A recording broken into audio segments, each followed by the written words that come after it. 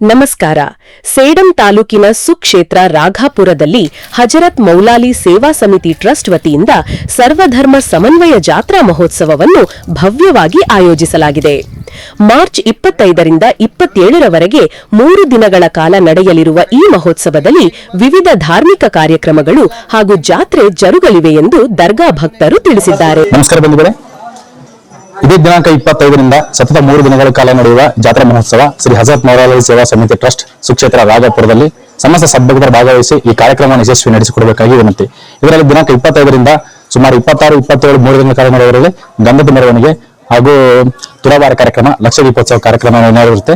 ಸಮಸ್ತ ಸದ್ಭಕ್ತರು ಭಾಗವಹಿಸಿ ಶ್ರೀಗಳ ಕೃಪೆಗೆ ಪಾತ್ರರಾಗಬೇಕಾಗಿ ವಿನಂತಿ. ನಮಸ್ಕಾರ.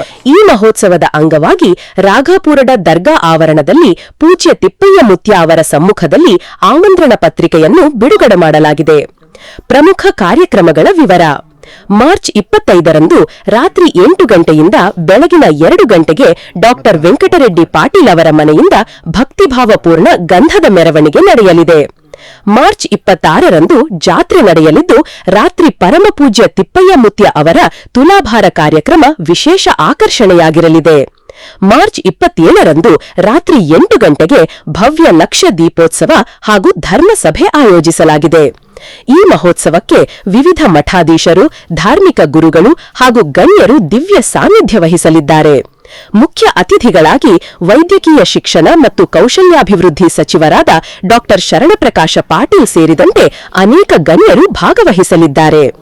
ಇದಲ್ಲದೆ ಸ್ಥಳೀಯ ರಾಜಕೀಯ, ಸಾಮಾಜಿಕ ಹಾಗೂ ಧಾರ್ಮಿಕ ಕ್ಷೇತ್ರದ ಹಲವಾರು ಗಣ್ಯರು ಈ ಕಾರ್ಯಕ್ರಮದಲ್ಲಿ ಪಾಲ್ಗೊಳ್ಳಲಿದ್ದಾರೆ.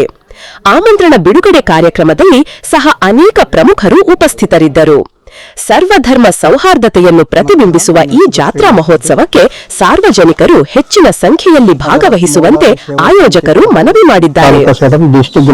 ಕಲಬುರಗಿ ಮೌಲಾಲಿ ಮುತ್ಯನವರ ಸರ್ವಧರ್ಮ ಸಮನ್ವಯ ಜಾತ್ರಾ ಮಹೋತ್ಸವ